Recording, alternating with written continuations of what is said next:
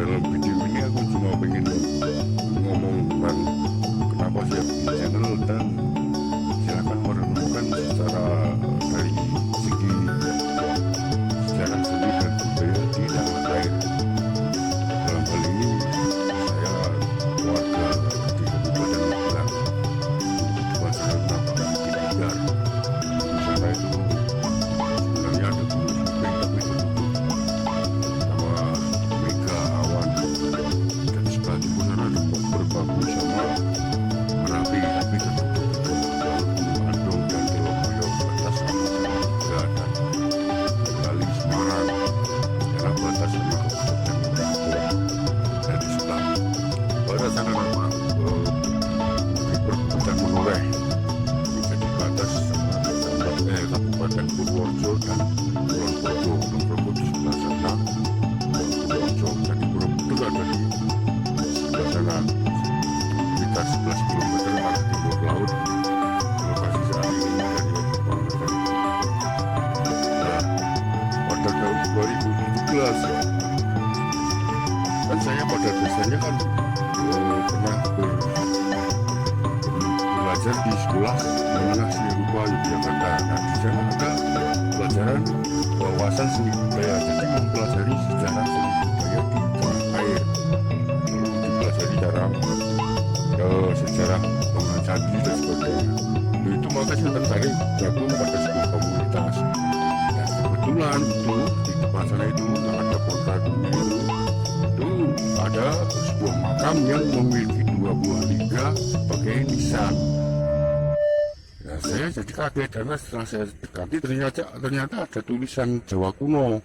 Saya semula belum mengenalnya karena warga mempercayai sebagai benda yang sakral dan keramat, karena dipercaya bila dipindah-pindah lokasi yang mampu mendatangkan musibah bagi desa dan sebagainya. Lalu setelah saya pelajari, saya lalu mengembangkannya kepada bentuk dari situs tersebut yang dijadikan nisan tersebut, yaitu lingga. Lingga kan lambang dari dewa Siwa atau dewa penghancur perusak.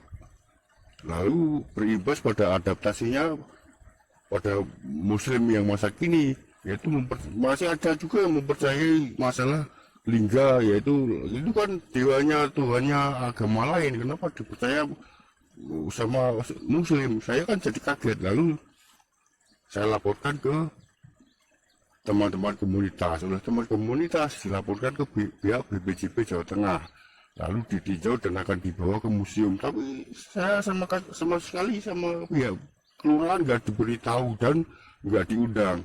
Bahkan dalam media massa disebut penemu dan pelapor adalah pihak kelurahan. Nah, itu kan sebuah perebutan nama baik, karena dipercaya memiliki kesakralan dan oleh warga sangat disakralkan, maka pada protes karena akan dimuseumkan.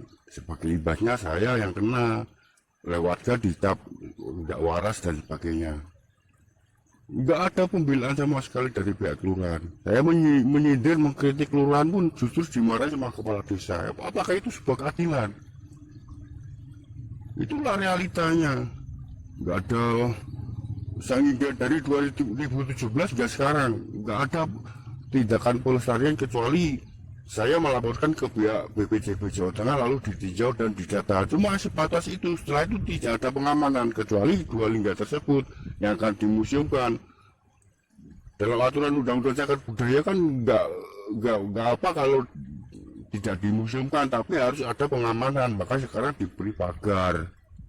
Tapi sebatas itu, toh setelah saya selidiki, saya kan lalu bikin channel ini karena ingin memperbaiki nama baik saya di desa, bukan sebagai maling nisan, maling kijing dan tidak waras. Lalu saya ingin membuktikan bahwa teori saya benar. Setelah saya belusui desaku, ternyata benar, sebuah komplek yang di Dusiwa pada abad ke-8, karena di lingga tersebut tertulis desaku didirikan pada 19 Februari 881 atau 8 akhir abad ke-8.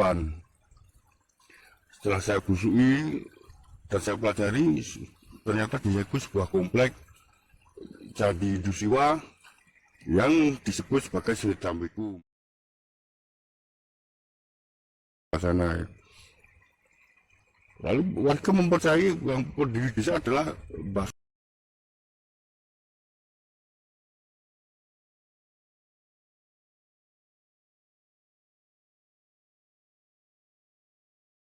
Itu adalah etimologi, karena peradaban Jawa rata-rata menamakan suatu lokasi berdasarkan etimologi. Seperti halnya itu yang berpondadu itu adalah lokasi Candi Siwa.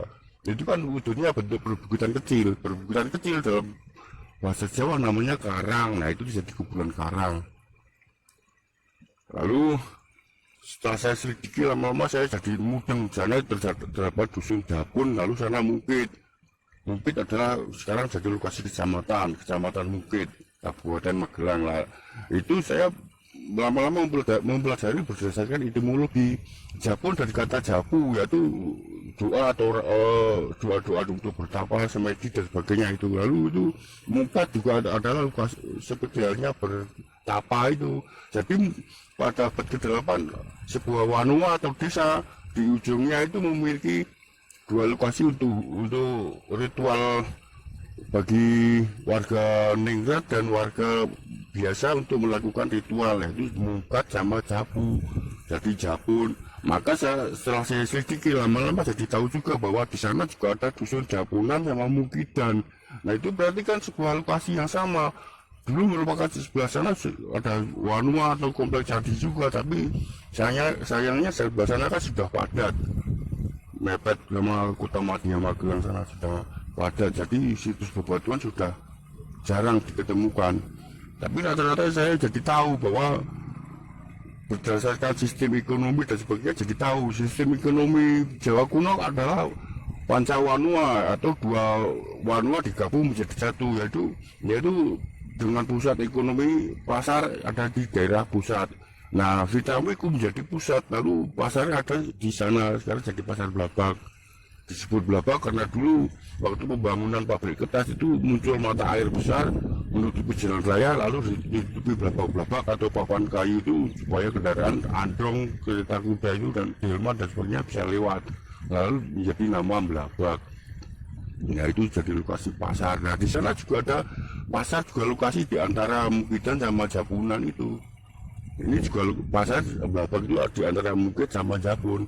Lalu juga ada sebuah lokasi ini bekas sebagai sungai kuno Kujang Purba yang pada liga bertulis yang diketemukan di sana itu disebut bahwa desaku dibatasi oleh Mangu dan Kujang. Nah Kujang ini lebih sekarang dikenal sebagai Prasung. Warga sendiri tak mengenal apa itu Prasung. Silahkan buka dalam bahasa kamus bahasa Jawa kuno. Prasung itu artinya saluran air ke petirtaan. Nah di sebelah sana itu di beberapa ratus meter arah tenggara sana itu ada dusun Tirto.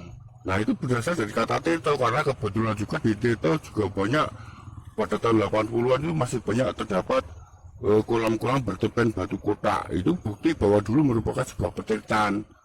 Lalu menjadi dusun Tirto. Tirto desanya Parimono. Parimono adalah berasal dari kata parimanan atau tempat jeda untuk istirahat atau rest area. Di sana juga di utara Wanua Sitamiku atau di utara sana di dekat Mangu Purba atau batas utara Purba itu ada desa dusun Pari Desa Blundu.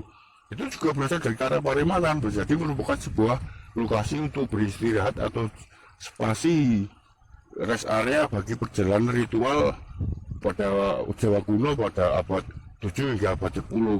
Kan pada awal abad 10 pindah ke Jawa Timur gara-gara Merapi meletus. Lalu sungai banyak bergeser, Wononcadi pada rubuh dan sebagainya. Jadi ritual tersebut sebuah perjalanan acara ritual religi yang berfinish di sana, di Borobudur sana. Jadi pada Jawa dulu itu, Jawa kuno itu Hindu dan Buddha hampir tak ada bedanya bagi saya ini. Karena Jawa kuno itu lebih mencari pokoknya yang baik gitu. Jadi Jawa kuno itu Buddha dan Hindu itu belum ada perbedaan sama sekali. Jadi istilahnya hampir sama. Tuh. Makanya silahkan cek di daerah Magelang itu rata-rata terdapat banyak di Kabupaten Magelang dan Temanggung sana. Dulu kan awalnya kan kerajaan Mataram kuno kan pusatnya di daerah sana di Liangan dan Dieng sana di Banjarnegara, lalu Temanggung, Wonosobo, Paraan, daerah sana di balik bukit Gunung Sumbing. Itu juga ada nama-nama yang sama seperti di sini, yaitu Japun, Japunan, Japuan, Pare, Tirto. Di sana juga ada tuh, di Gerabak itu ada juga nama situsnya itu jadi petirtaan, di Tirto juga ada petirtaan. Itu sebuah bukti bahwa petirtaan itu adalah menjadi etimologi nama Tirto.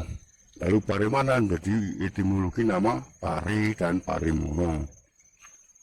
Tapi bullshit, sejak ini 2017 hingga sekarang belum ada pengakuan dari media desa bahwa saya ini waras dan benar, bahwa seharusnya situs pembuatan jadi bekas bangunan jadi di desaku yang banyak bertebaran itu dilestarikan dan dijadikan sebagai objek wisata cagar budaya. Karena pada realitanya kan desaku sama Borobudur dan Candi Mendut nggak jauh, jadi bisa sebagai lokasi wisata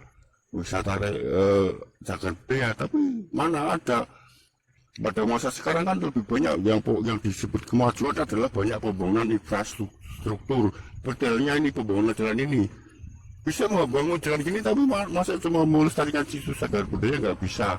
Bahkan saya mengkritik pun dimarahi. Lalu maunya apa? Makanya banyak komunitas dan jabatan terkait pun pada menyayangkan sikap desa, karena situs pembuatan banyak banget, tapi ternyata rata-rata makin punah dan makin punah, hilang. Saya yang sendirian di desa nggak ada dukungan dan nggak dibantu sama sekali, dan hingga kini masih sering mendapat bully, disebut sebagai tidak waras dan sebagainya. Itulah nasibku apa adanya. Maaf terlalu banyak curhat. Salam budaya.